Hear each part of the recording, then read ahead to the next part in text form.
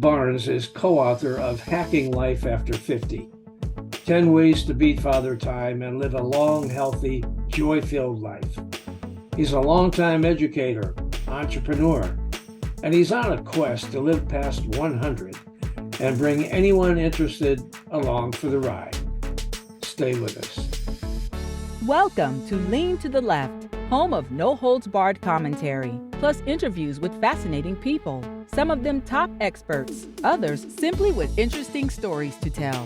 You'll never know who'll show up at Lean to the Left. Now here's your host, Bob Gaddy. Hey Mark, so you're trying to beat Father Time and live to or past 100. Exactly what is hacking life after 50 and why would anyone want to do that? Yeah, Bob, first of all, thanks for having me on the show. I really enjoy what you're doing. And I'm excited anytime that I get an opportunity to talk about after 50's life and this idea of beating Father Time. In Hacking Life After 50, my co-author, Jim Sturdivant, and I look at life in two phases. It's trendy to look at it in three. And we say up to 50 is life's act one, and that's when you're a child and an adolescent, and then you maybe go to college or get a job, a spouse, build a family, all of that stuff.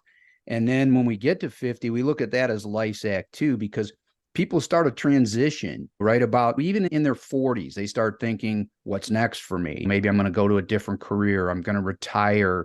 And they start asking, what's next? What's my why? Why do I get up in the morning and all of that? We started thinking about that.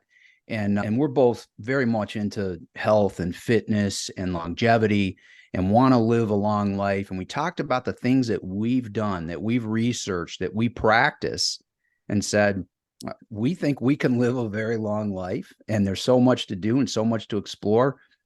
Let's write it down. And that's where we are. We're promoting a good, long, healthy, joy-filled. How old are you now, Mark? I'm 59, and my co-author is 62. Okay. Your parents both of them lived into their 90s, right? Yeah, my parents both made it to their 90s, and that was a big incentive for me. So you like to think, okay, I've got genetics on my side. Yeah. As it turns out, genetics is really about 20%, though, in terms of how long you're going to live. And the other 80% is all the factors and the things that we talk about in Hacking Life After 50. In their last, I'm going to say 5 to 8 years, they both had dementia and Alzheimer's. And the last few years were pretty tough for them. And it was rough on family. We watched them decline rapidly. We watched their cognition go. Their memory was really bad. And it just was a tough way to live. The quality of life wasn't good. So we looked at that. And as a family, we talked a lot about it. And then I talked to my co-author, Jim, about it. And I said, man, I don't want that to be me. And we both have grown kids, and he's already got grandkids. And I'm hoping someday to have grandkids. And he said, I don't want that. My parents in their later years, they couldn't tell you their grandkids' names.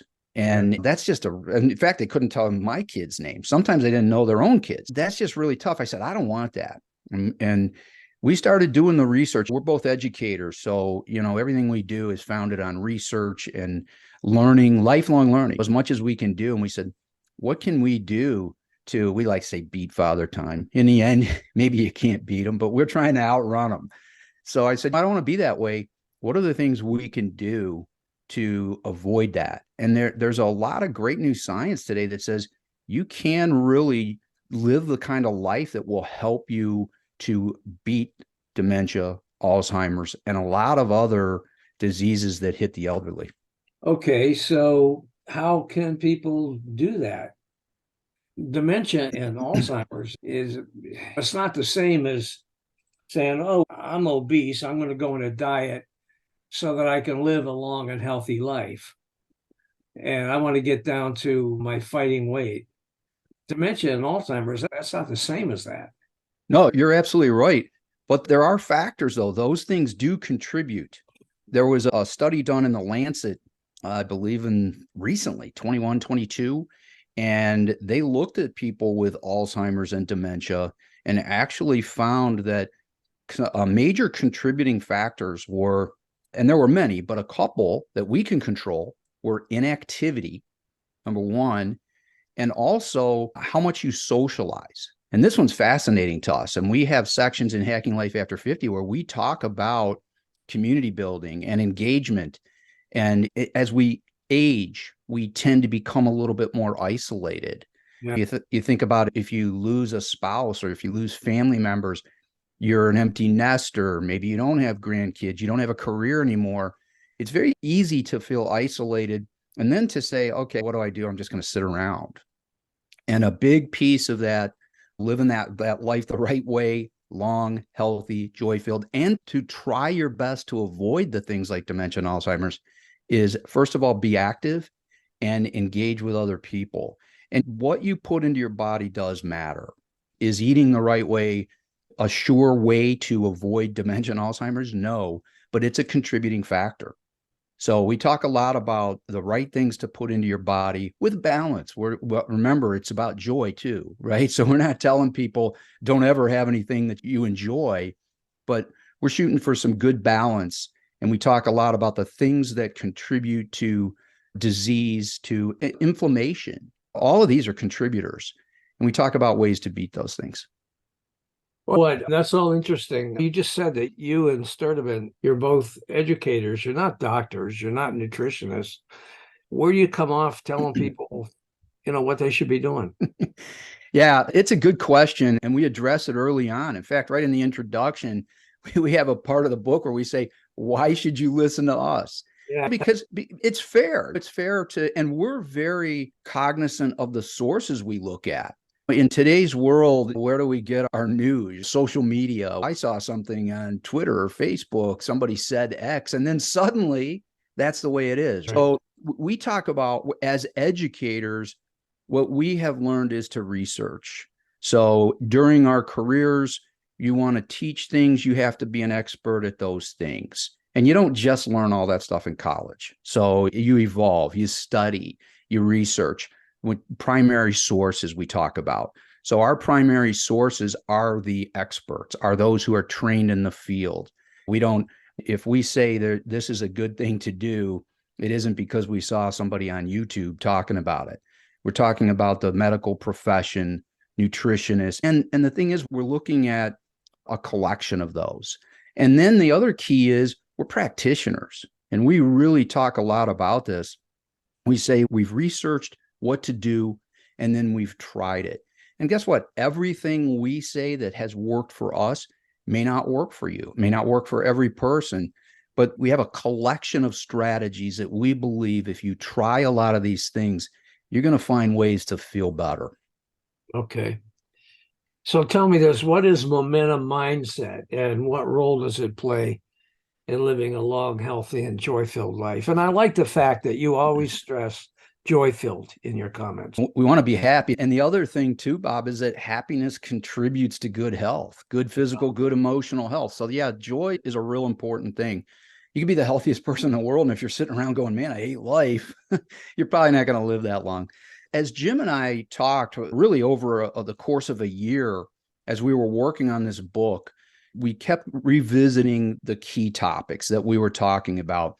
And we were talking about attitudes. It kept coming up, whether we were talking about diet or resistance training or sleep. We kept talking about our attitudes and the attitudes of people that we're researching. And what we found is that people who are successful, and this is really applied to us as well, that our success was founded on a set of attitudes around growth. That we said, you know what, maybe we are 60. And maybe we're thinking we've got less time now than we had before 50. But you know what? We're constantly thinking about growth, no matter how old we are. And encompassed in that momentum mindset, we call it, is a sense of curiosity. Earlier in life, we're curious. And then as we age, we tend to be less curious. Adventure, have a sense of adventure. Risk-taking. We tend to, as we age, to say, I don't want to take any chances. I've done everything already. I had my job. I raised my kids. What else should I do? Try things. We have a whole chapter called Dabble, and it's all about trying new things, inventorying your own interest and saying, maybe I never tried this before because I didn't have time. We have time now. So these are all a part of momentum, and that phrase comes up throughout Hacking Life After 50. that as long as you have that mindset, you can do these other things. Okay, so tell me this, is strength training a big part of what you're all about? Yeah, it's a huge part. And the thing is, we address right away the fears that people might have. It's not a diet book, it's not a weightlifting book. This is a book about living a long, healthy, joy-filled life. These are the factors that contribute to that. We talk a great deal about how to eat right. We've mentioned that a little bit now. What you put into your body matters. But Yeah. also, we want to do everything we can to defeat the things that hurt people as they age. Those big factors are inflammation, muscle mass degeneration, bone degeneration. These all are factors that hurt the aging, because when you lose muscle mass, balance also, what you tend to do is fall down. And the statistics on people 65 and older that fall every year are staggering. We're talking tens of millions of people 65 and older. This is just in the United States, fall every year. And then from there, when you fall, 1 in 4 of those people will break a hip.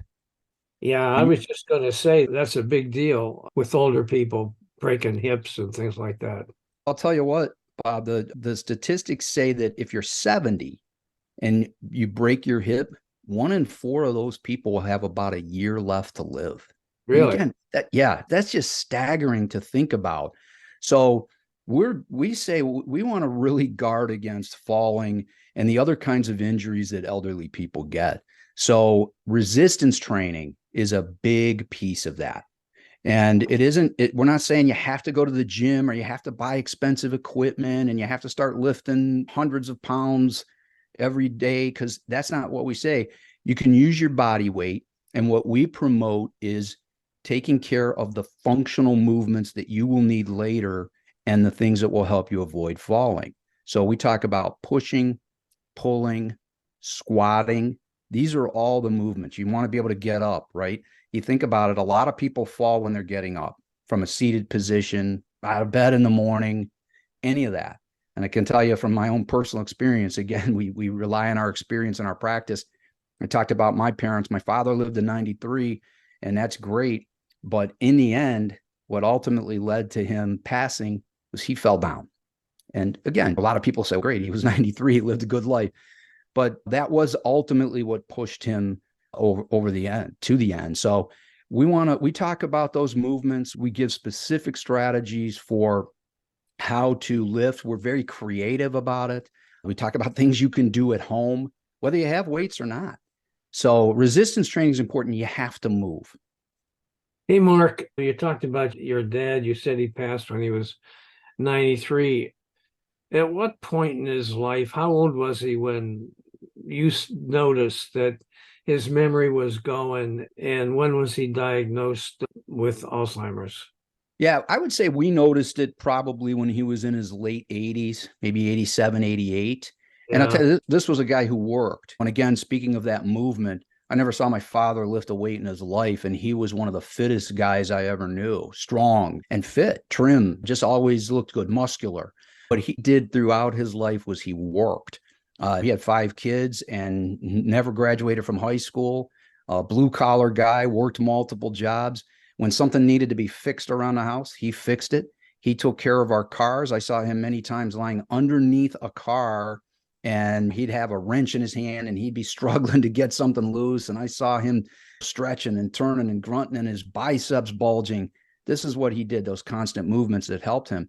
But when he got to his late 80s, we noticed the memory going. His long-term memory was great. He could tell us stories from the time he was 10 years old, but the short-term memory started to go. We noticed it. He was diagnosed at, I believe it was 89 with Alzheimer's and dementia. And my mom a few years before that. Again, I stress that they lived a good long life. And my father said that. He said it to me when he was 90. He also had a heart condition and they wanted to do surgery and he didn't want to do it. He said, you know what? I'm 90 years old. He said, I've had a pretty good life and I don't want to take that risk because part of the risk was dying on the table. But again, we want to do everything we can to, and who knows if I'm going to wind up that way. I haven't had there's tests now you can take that with genetic markers that'll predict that, but I haven't taken those tests yet. I may wind up that way, but I'm going to do everything I can to fight it in the meantime. Good for you. Now, we've talked a little bit about exercise. We talked a little bit about strength training. What about diet? We have a chapter or hack in Hacking Life After 50 that we call master meal planning. Although we use the word diet, we don't like to stress diet. We don't talk about fad diets. We're not a believer in that. We don't vilify anyone. If you're a vegetarian, great. If you're a vegan, great. Whatever works for you. What we talk about is balance, and we share a lot of the research around what works. And that is mostly plant-based diet. Again, doesn't mean you can never have meat. We don't say that. We eat meat, but we're big proponents of an 80-20 balance. So we say if 80% of the time, if you put the healthy things into your body and save 20% for the things that you know aren't good, we talk about the standard American diet. And honestly, it's a killer. If 100% of your diet is the standard American diet where you're eating fast food and refined carbohydrates and tons of sugars, and you're in trouble. And that's just, it's just fact. You're just going to be in trouble. You're not on a path to get to a healthy 100, which is where we want to be. Well, it cracks me up when I go to, my wife and I eat out a lot. I'm 80, she's 77, and neither one of us really want to do a lot of cooking these days.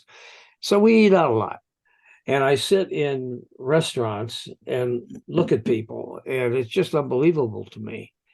The high percentage of those people who are just obviously way overweight. And some are walking with walkers and canes, and it's clear that their weight is a reason or one of the reasons. It's just difficult to understand. But then when I look at my own diet and I go, let's see, yesterday I had pizza for dinner and a salad. That was good. But then what did I do? I had some ice cream before I was watching a baseball game. Well, Bob, you look pretty fit to me. So I could say that much. And again, a lot of people will say that. I've had people tell me, why would I want to live to 100? And there's a stigma around people in their 80s, 90s, and those who live longer, that people will say they're not healthy. They have dementia. They have no memory. What do they have left? I don't want to be that way. But again, there are still plenty of people who do live into their 90s and 100s who are still living great lives. So I totally get that. A lot of people say, yeah, I want to have my pizza and I want to have my ice cream. I like ice cream too. But what you said about seeing those overweight people, the United States is one of the most obese countries in the world. I know. And it's getting worse. It's not getting better. Yeah. And that's because, again, it's just the society we're in where everything is about the standard American diet. And all of the places, those restaurants you talk about, very few of them offer a lot of healthy foods. I'll tell you one thing you said, though, about having your pizza, and we're big proponents of this, is you mixed in a salad. So, that's another piece to this is we offer solutions that are practical and are timely. It's not a 5-year plan or a 10-year plan. It's things you can do right now. One of the things is about your weight. If you're overweight and you say, I know I'm overweight and I like this idea of living longer, here are some strategies that you can use that will help you without giving up everything. When that's key is we still want joy. And it's never too late to start. We've got strategies in there that I know will work. I can tell you right now that 5 years ago, I was 30 pounds heavier than I am right now. Yeah. And right now, I think I'm about maybe in the best shape I've ever been in. And I didn't make dramatic changes. Incremental changes are what worked for me. Yeah, I had hip replacement surgery 8 months ago. And since then, I've dropped almost 20 pounds. And it wasn't that hard. Just not eating as much as I used to. That basically, if you watch what goes in your mouth, it does help. Anyway, all right, let's see. Nurturing the mind and soul seems abstract. How does this work? The emotional and mental well-being is a real big part of living a long, healthy, joy-filled life. And the thing is, in this whole chapter, we're talking a lot about feeding your mind and your soul the right way Yeah. and avoiding stress, avoiding the toxicity in the world. Social media is filled with it. And unfortunately, too many people tend to spend too much time there and tend to get caught up in these toxic conversations. And our book's not political. So it isn't so much about picking any side of anything. We say one thing is we need to avoid that. But we talk about those things, you said the abstract. We talk about the things like that people don't think that much about. And meditation is one, proper breathing is one. And these are things that do matter in terms of your emotional well-being. So we give some very simple strategies for trying meditation and mindfulness. And a lot of people will say, I was one of them. I don't really know what that is. Or that's not for me. That Yeah. just seems like a waste of time because when you're meditating or you're being mindful, you're sitting mostly. You can stand, but you're mostly sitting and you're relaxing and you're putting everything out of your mind as much as you can. You're either focusing on one thing or you're trying to focus on nothing. And I used to say, well, I don't have time to sit around and do nothing. But the thing is, Bob, if you do that, and we're not saying, hey, take hours of your day. Again, Hacking Life After 50 is a practical strategy book. So we say, here are some things you can do, again, based on all of our research over time and our practice. I used to think meditation was crazy, and now it's a part of every single day of my life. And it doesn't interfere with my entire day because I start my day with it. I get out of bed in the morning. I do some stretching because, again, that flexibility and balance is so important. And I sit down and everything else is out. There's no TV, there's no devices, there's no interruptions of any kind. And I'm just sitting and I'm doing some deep breathing and I'm trying to put everything out of my mind. And again, people might even hear this and go, how do you do that? Because, it's hard to put things out of your mind. And that can scare people away from meditation because they think, oh, I can't think about nothing. And that's okay. And we talk about that in Hacking Life After 50 and how to address that. But if you can spend, again, incrementalism is a key for us. If you can start with 30 seconds, people who are skeptical going, will this really help me? That's one of the things we say in the book is start with 30 seconds. Do that even for a week. Go to 60 seconds and see how you feel after. And it's pretty amazing how the calming effect can really impact you throughout your day. Yeah, it used to be that I was a big news addict. My whole career was spent as a journalist and really covering the news in one way or another, whether it was for business publications. When I started out, it was United Press International covering politics. But today, and I say this is probably within the last 3 or 4 months, I stopped watching when I go to bed, I would watch the news and then I would be upset. Now what I do is I go to bed and I turn on soft music and with images of the sea and deserts and beautiful sunsets all mixed in and lay there and do the very best I can not to think about anything. I guess that's my form of meditation. Is that right? Absolutely. That's a good form. And that's the other thing. There's so many different ideas about what meditation is. And we've looked at all of these. And I said, what we like to do is create something and a practice based on many different things and then apply it to yourself. What works for you? Ultimately, you have to figure out what works best for you. We have a whole chapter in our book about sleep. And what you said right there is a part of it. That whole idea of calming yourself at night and getting rid of the distractions. White noise is a great piece. Some people need it, some don't. So again, that's one of those things where we would say, give this a try if you struggle sleeping or falling asleep and see if it works for you. Yeah. I do know one thing. I've been sleeping better since I started doing that. And I don't dream as much. I used to have these nasty dreams, sometimes be the same damn dream. Why it would be, I would dream I'd be in Philadelphia. And I've never been, maybe once, Philadelphia, but this this always takes place in Philadelphia. And it's late at night and I've left the hotel and I cannot find my car. And I'm wandering around the streets of Philadelphia looking for my car, and it's dark and I can't find it. And I wake up and I'm all anxious. Now I don't have that dream anymore. Amazing. I think you've taken care of that problem. That sounds like a stress dream, and I think you have de-stressed, Bob. Yeah, so too. All right. You talked about curing insomnia. So got anything more to say about that? Yeah, absolutely. And my primary care doctor labeled me an insomniac years ago. And that was an accurate label because I would constantly tell her it takes me forever to fall asleep. Sometimes multiple nights a week, I wake up and I can't get back to sleep. Sometimes I'm up for 2 hours. This went on for many years. And it was anytime I had a physical, well, what about sleep? And it was always the same. Yeah. And when I say this is actually in the book. I say, when I say I cured my insomnia, that's a personal observation, not a medical one. But again, you know how you feel. And the other thing is we're big proponents of wearable technology, and we're tech agnostic. We don't promote any specific brand. Some people like watches. Some people, I wear a ring and they have biosensors on them. And they come with an app that you attach to your phone or your laptop or whatever. And yeah, I have a ring. It's called Aura, Oura.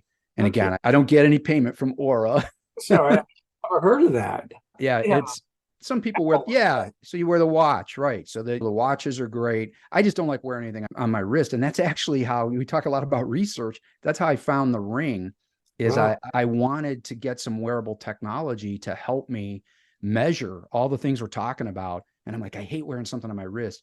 So I did some research. I found Aura, and there it is. How about that? The great thing, though, is it will measure not just activity. I get an alert if I'm sitting for an hour. It says, hey, time to move. Yeah, so, I get that too. Yeah, those kinds of things are great. But the big one is sleep. So when I got to a point where I got dedicated, I said, you know what? My doctor is great. I've had her for decades, but she's no sleep expert. She's a general care doctor. So she would give me a few tips and I tried them and they didn't work. So I got serious myself. And this is something we're big fans of we live in a world that all the information is at your fingertips. And we're not saying if you need brain surgery to do it yourself, but we're saying you can do many of these things yourself because it's at your fingertips. You can find the resources. So I got serious about sleep and I started investigating. And first of all, I learned that sleep is extremely important to health and longevity. I used to think it wasn't important at all. And I've talked to so many people who feel the same way. They go, sleep's a waste of time. If I get my 3 hours, 4 hours, I'm good because then I'm up and doing things. And I used to be that way. I used to say, I wish I didn't have to sleep at all because think of all the things I could get done. Yeah. You might get a lot of things done, but if you don't get good restorative sleep, you'll only be getting them done for a short time because, again, your chances of a long life are cut significantly. So I got to a point where I valued sleep and I said, I need to know everything I can about sleep. Here's a big one, Bob. And some people say you talk about the people who don't care about diet and want to eat all the standard American diet foods. They won't like this one. A huge part of good restorative sleep is eating right. So that's a part. So a lot of the things we talk about in Hacking Life After 50, we say there's a compounding effect. What you put in your body matters. When you put stuff into your body for sleep matters. Exercise matters. You need to move a lot during the day to tire out your body, but you need to be really careful about when you're doing it. You don't want to be doing any hard exercise an hour or two before sleep. So if you're someone who works out late, try to reschedule that. These are things I learned. They're really important. Sleep hygiene is a real thing. You know, I've heard people say sleep hygiene, that's ridiculous. What does that mean? Hygiene.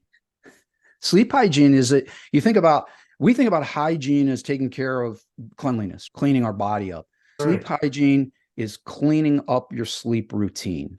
So if you have good sleep hygiene, that means that you're preparing to go to sleep the right way, that you're creating an environment that is conducive to good sleep. You talked about white noise earlier. That's a great thing. You talked about calming yourself down before sleep. That's another great thing. What's your sleep environment look like? What's your bedroom look like? If there's a lot of light, you have to eliminate it. If you have a TV in your room, cover it up, turn it off, or get it out, because it is a huge detriment to good sleep. So these are all things. What are you doing before you go to bed? Again, you need that calming effect. Turn off the blue lights, put your device away. Don't eat a heavy meal shortly before bed. In fact, you shouldn't eat a heavy meal at dinner time. Your heavy meal should come earlier in the day. These are all things that matter. Blacking out the room, cooling the environment. Think about what you sleep on. Do you have a cooling sheets or pillow? Because they're important. It doesn't mean you have to be cold. We're not saying don't cover your body, but having a cool environment is a really important part of it. It impacts your heart rate, everything. And all of these things, going back to the wearable tech, are measured. You need deep sleep, you need REM sleep, you need light sleep. And you need certain percentages of those to get good restorative sleep. And you have to sleep 7 to 9 hours a night. And that doesn't mean the time you're in bed, Bob. It means actually being asleep. If you do these things, the next day is incredible. Ask anybody, the people who say, oh, I only get 3 or 4 hours of sleep. If you can get an honest answer from them, ask them about how they feel that day, the next day. Because if you're going to start your day and you want to feel good, you have to restore your body. Yeah, I get that. Every chapter in your book has a what you can do tomorrow feature. Talk about that a little bit. And if you had to choose one of them, which one would you choose? Oh, I love this question. So first of all, the what you can do Well, it's tomorrow. good you do because you planted it. Plant the seeds, Bob. That's important. I like that. We should have had a hack for that. Plant the seed. Next book. In the Hack Learning Life series, this is a series of books based on the Hack Learning series, which was originally for educators, 35 books for teachers and school leaders. And it's all about practical solutions. Every chapter or hack has a what you can do tomorrow section. People have said, we love this. And now in this Life Edition book, this is the first, Hacking Life After 50. Now there's a series of books now for anybody, not just teachers and school leaders. But what you can do tomorrow is, again, we don't want to give you strategies that take months, years to implement. We want you to build on those strategies and make them habits, hopefully lifelong. But what we say is, here's what you can do tomorrow. So if it's, your listeners might hear me say, you don't have to change, to have drastic changes in your diet if you want to lose weight. Yeah. A lot of people would say that's not true, right? Or you have to give up everything or whatever. And we say, here's what you can do tomorrow. And I'll give you one example. And this isn't my favorite. That's on hold. But here's one thing you could do tomorrow if you want to lose weight and you want to eat more healthy. Go to your cupboard and remove one thing that you know isn't good for you. One. So if you think about your snacks, people who are overweight typically eat throughout the day. Right. And that's your Achilles heel is, I'm hungry, so I go to the cupboard and I grab a bag of potato chips, or I don't know, because I eat healthy. So I can't even think of all those unhealthy things. What we say is go in there, do an inventory, say what's in here that I know isn't good for me. And if you struggle with that, we have an outline of how you can identify those things. First of all, if it's packaged or in a can or whatever, most likely it's processed and not good for you. If it ends in chips, it's probably not good for you. So take those things out. That's one step. And there's more, but that's one. So you asked me about my favorite. That's what you can do tomorrow. I can do this tomorrow and it will help. I'll tell you another. My favorite is about water consumption. And here's another one of the statistics we put in the book, because it is founded on research and our practice. And this one, again, is staggering. It's like what I told you about the people who fall down. Half the people in the world, not just the United States, half the people in the world do not drink enough water. They do not. Half the people in the world don't get the minimum requirement a day, which is only a little over 1 liter, about 40 or 50 ounces of water. So what we have when we talk about water in the book. And what you can do tomorrow is, first of all, drink more water. And people who say, I struggle with that, we're back to the technology. Get yourself an app. You can put it on your device, whatever device you're using. You can put an app on there that will help you measure your water intake. And what you do is you drink a glass of water, any size, 4 ounces, 8 ounces, 10 ounces. And then you pick up your device, which is probably with you anyway. You open the app and it gives you choices, 4, 8, 12. You click on it and it records that water consumption. And I'll tell you a story. I'll use my son as an example. I don't think he would care. My son is in college. He's about 21 years old soon. And this kid hardly ever drank water. And I told him about this. I said, this is a problem. Hydration is one of the most important things we can do. And it's a huge part of living a long, healthy, joy-filled life. You have to hydrate.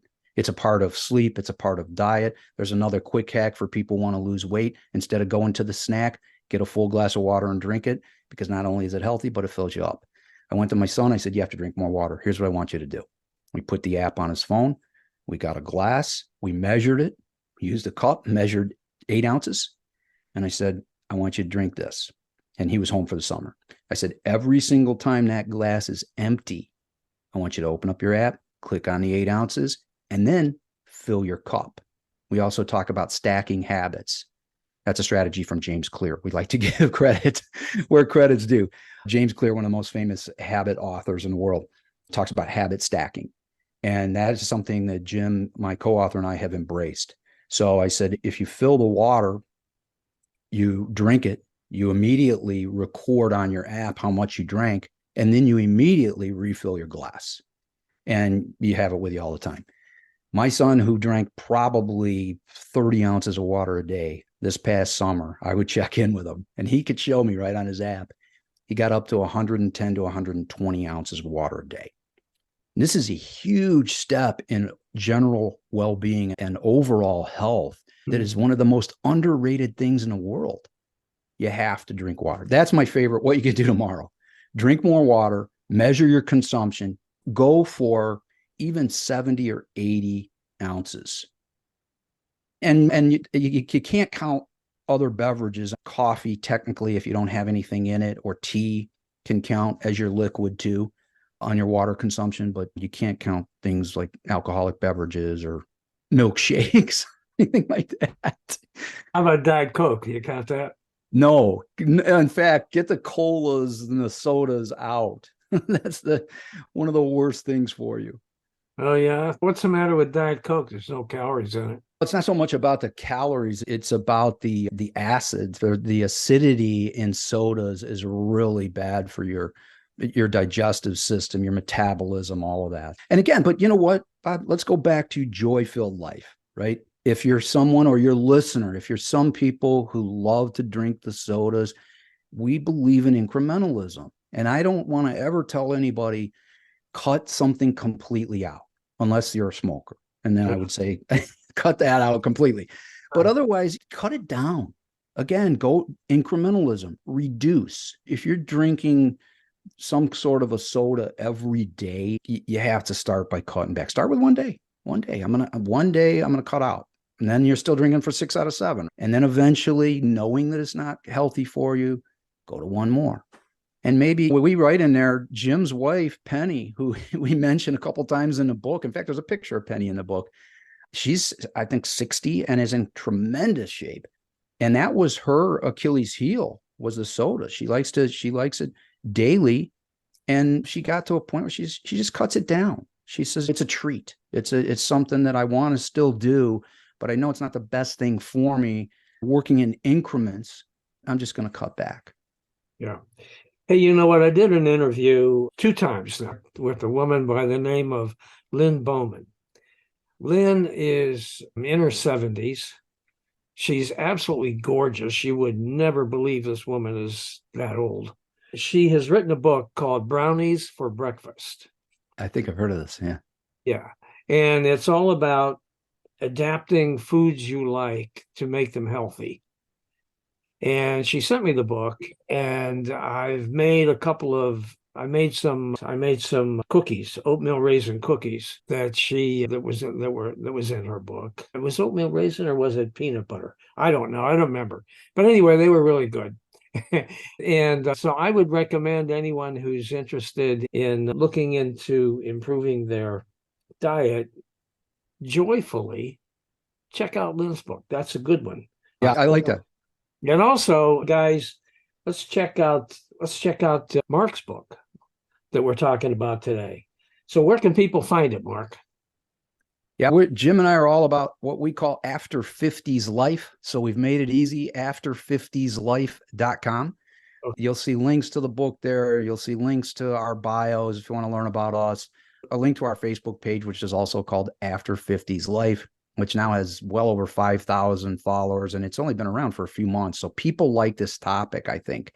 Yeah. And the book's out now. It's on Amazon, Barnes and Noble. If you walk into your local store and they don't have it, they can order it and have it for you in a couple of days. But again, everything is After 50s Life, after50slife.com. And the book is Hacking Life After 50. Okay, my friend. Got anything else you'd like to add before we close it up? I would say drink your water and get good sleep. We'll leave it at that. They might buy your book. Yeah, I'm hoping for that too. Hey, we want to help. We want to bring people along for the ride to a healthy 100. So if that includes buying a book, terrific. Otherwise, follow us on Facebook. We're spreading the word. I appreciate it, Bob. I hope you enjoyed this Lean to the Left video and that you learned something as well. Please come back on a regular basis and check out our interviews with guests on topics that I hope you find interesting, entertaining, and enlightening. And you can check out the schedule of upcoming shows, guests, and topics at podcast.leantotheleft.net. You can also subscribe to our audio version there or to our video shows here at YouTube. And follow us on social media. Facebook at the Lean to the Left Podcast, Twitter at Lean to the Left 1, Instagram at Bob Gaddy _Lean to the Left, and TikTok at Lean to the Left. Our goal is to be informative and entertaining as we and our guests comment on the latest developments in the news and about the social issues that concern us all. This is Bob Gaddy signing off for Lean to the Left. Thanks for sharing your time with us.